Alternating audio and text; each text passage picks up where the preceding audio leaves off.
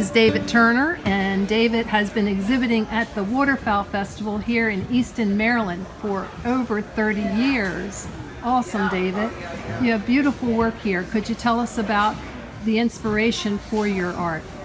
Yeah, thank you. It's a pleasure to be up here at the show once again. And my father and I both are from the Eastern Shore of Virginia, and both grew up there, and we've always loved the nature and wildlife, spend time outdoors as much as we can, and inspiration just come from the observations that we both have in the wilds, and focus on creatures that are native to the Eastern Shore, but also I'll sculpt things like zebras and giraffes as well if I desire to. But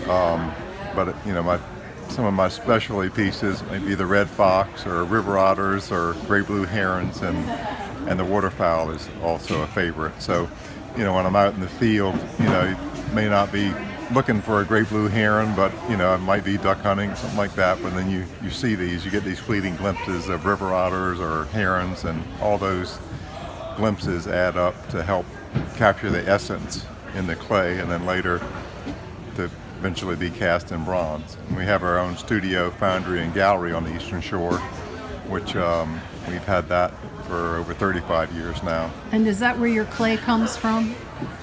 The clay, that's where we create the clay models, and use an oil-based clay. But instead of taking our clay models to a foundry to have it cast, we make our own molds and then bring it through the elaborate process of lost wax casting in bronze, and eventually pour bronze at 2,000 degrees to get the casting that you see here today. So tell us about the otter, because that's not an animal that you think of right away when you think of the Eastern Shore.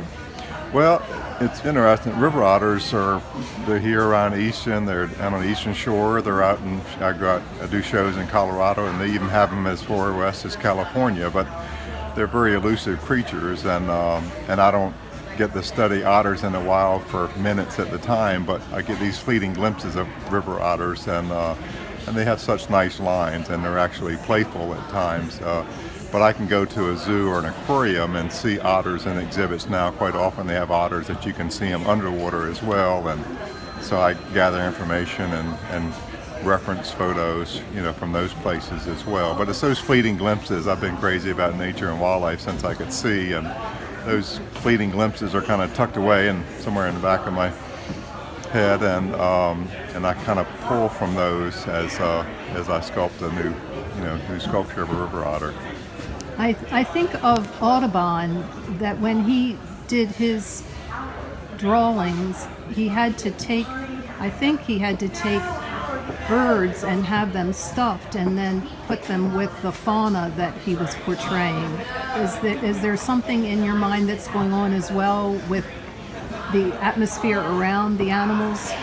There definitely is, and even though one of my sculptures may not have a lot of habitat in it, but it can also be part of the essence of that creature. If you have something that's inappropriate for the habitat, something that's not in that habitat, then that would distract, at least in my mind, with the sculpture. So it's good to know, how these creatures, interact with other creatures in their environment and what kind of habitats they live in before you, portray one.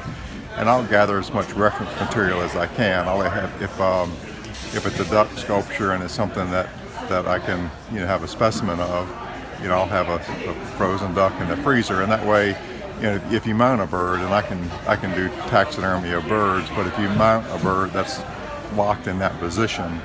So if you have one in a freezer and you decide you want to do one flying or sitting or something like that, you can use that for reference. You can let it thaw out and move it around and look at it instead of locking it in a particular position. It's very interesting. Well, David, thank you for sharing your art with us. It's really gorgeous. You're welcome. Yep.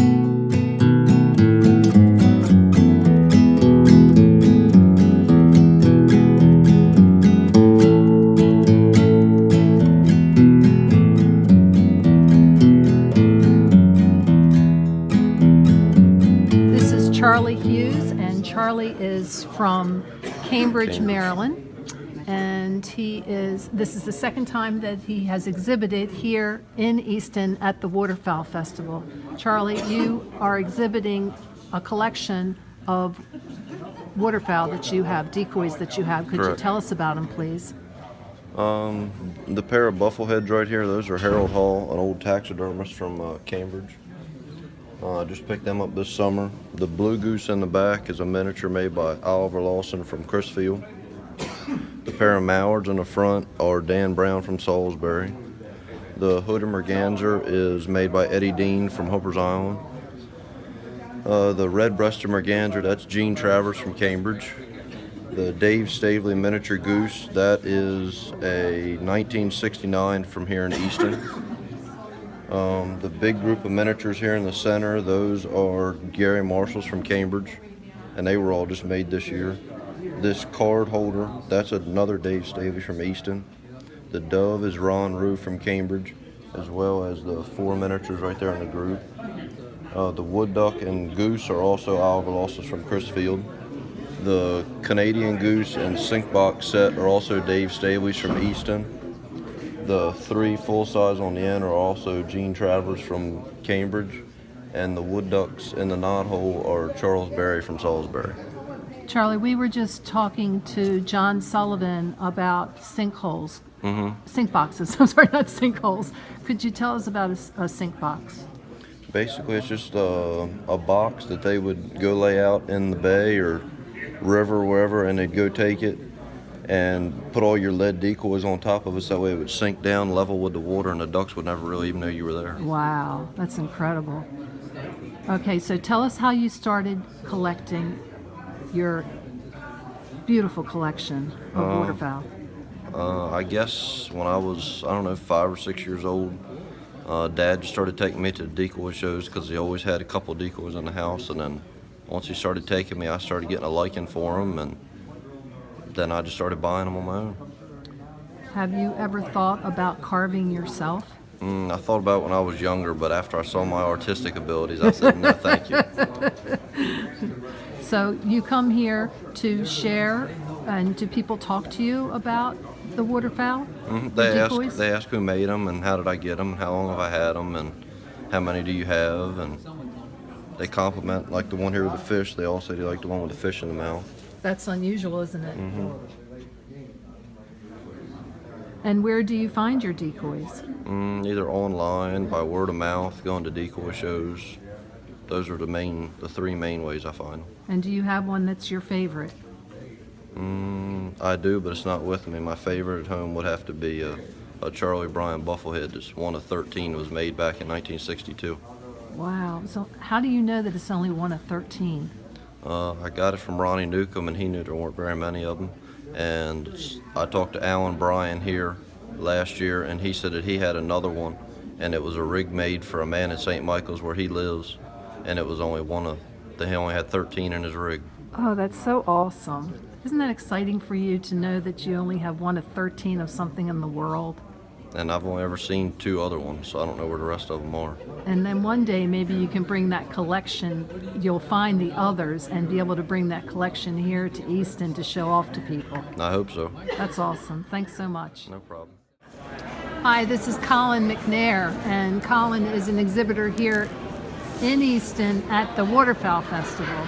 Colin, tell us about the work of arts that you have here for sale. So we are an auction house, and we get to handle the best in American sporting art and wildfowl decoys.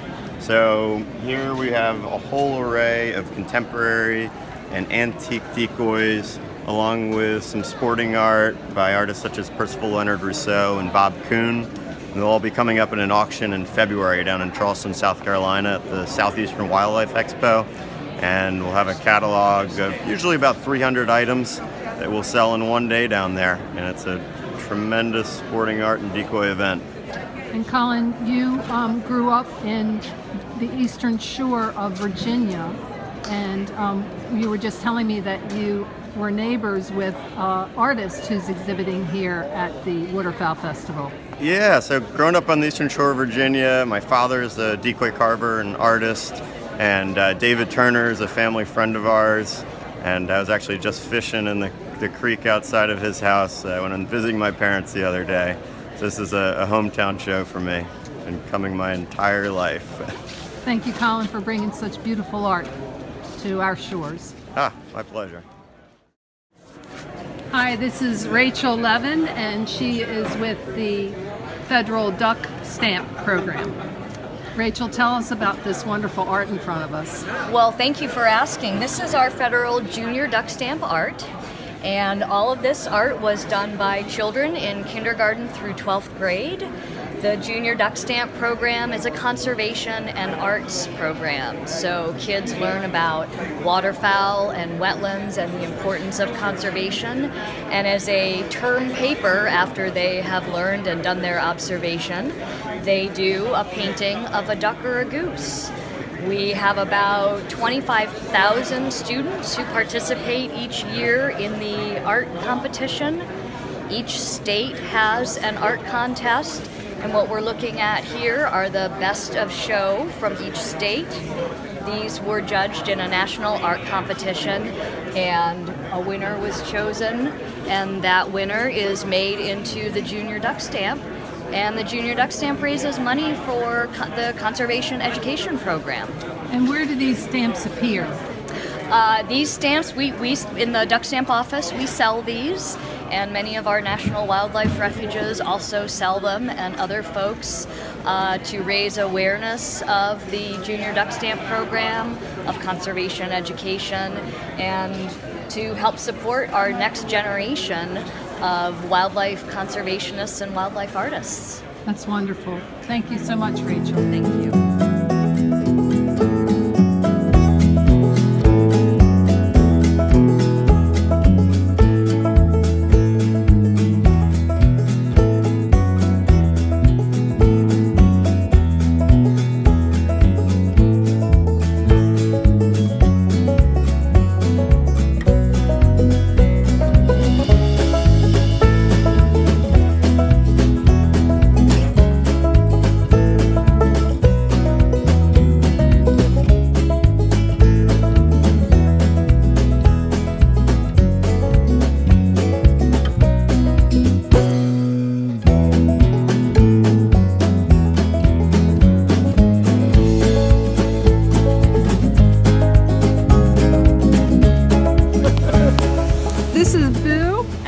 Winston Chance. And Winston, we just saw a demonstration of Boo retrieving is it called a pylon? No, it's bumpers. It's what we train with. And the scenario that happened here is ducks came in. We were hunting a pond, and a duck was killed dead, and one was crippled. And therefore, I did not want him to retrieve the dead bird. I wanted him to recover the cripple. So the purpose of this demonstration was to take him off of the dead bird and send him back for the cripple, which he retrieved, and then once he brings it back, we would send him after the dead bird. But how does he know that it's a dead bird or a crippled bird? He's listening to me on the line. I'm telling him and keying him or cueing him as to what I want him to do. So. Well, we're here at the Easton Waterfowl Festival, and you just showed us how Boo retrieved. You just showed us how Boo retrieved. Correct. It's really beautiful to see. Thank you so much. Thank you. Hi, this is Mike Milhorn, and Mike has been exhibiting for how many years? 26. 26 years here in Easton at the Waterfowl Festival.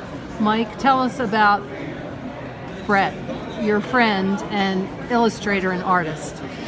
You know, Brett and I can't remember how we met each other, but it was years and years ago. And I used to be able to call Brett and say, I'm doing an office, I need fishing pictures, and he would send me 15 or 20 paintings. You know, he's stopped by the house before, and I've seen 15 full sheet watercolors that he had, which is unheard of now. You know, it'd be forever for somebody to see a painting like that he did. Okay, so he is from Louisiana, but I asked you if that's the habitat that he depicts, but you said no.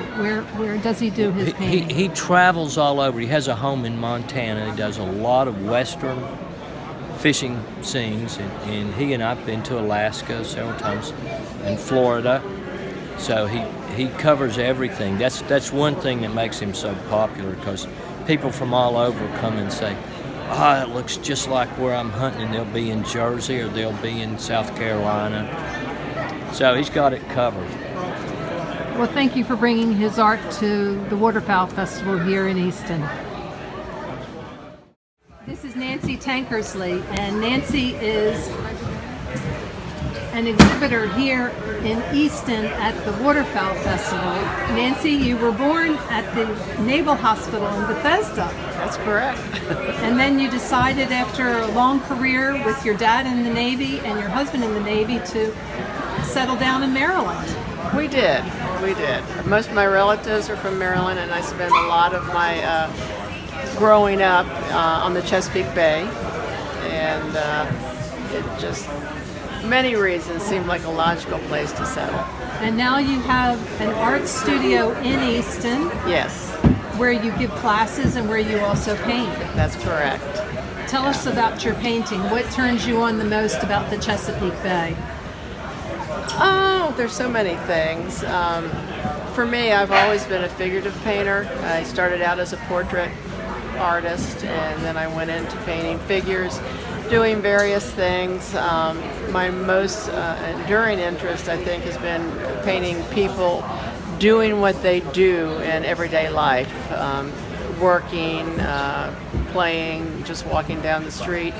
And so after living in Easton for a while, I've become more and more enamored of the waterman culture, because it's such a huge part of the Eastern Shore, and it just kind of segued nicely into my interest in painting people at work. Isn't it lovely that the watermen are an art unto themselves and that you get to capture that art? It is, and a lot of these paintings here are of hand tongers, and that's especially interesting because the way they hand tong the oysters hasn't really changed for centuries, I guess.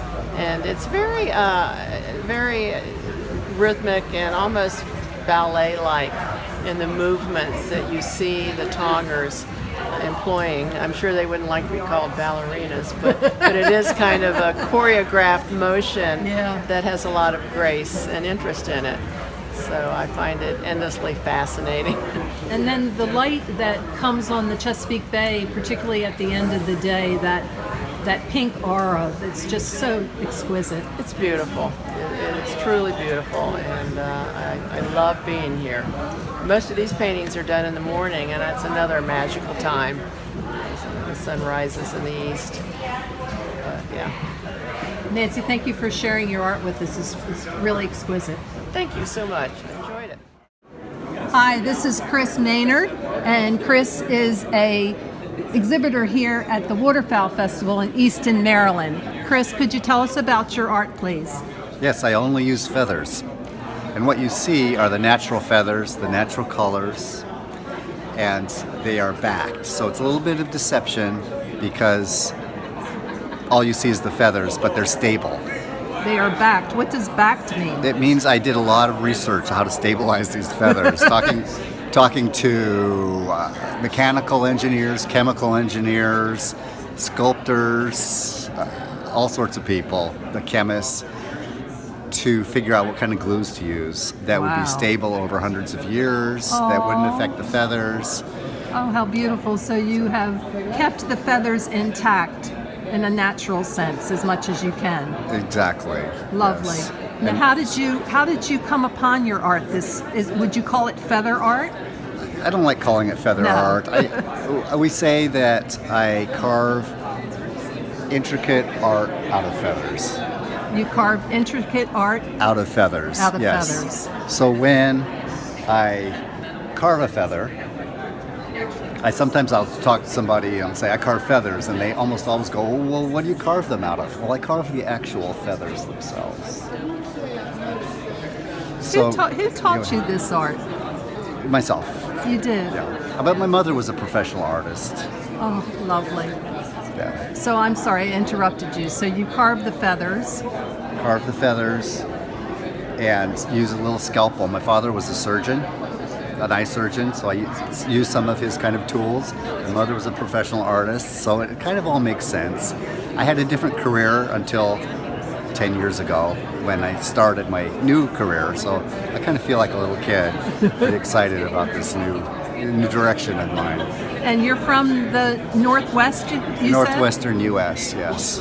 And so is this the first time that you've exhibited on the East Coast? No, but it's the first time I've exhibited here. My galleries are they're in Santa Fe, New York, and Paris, so it's all over the world, really.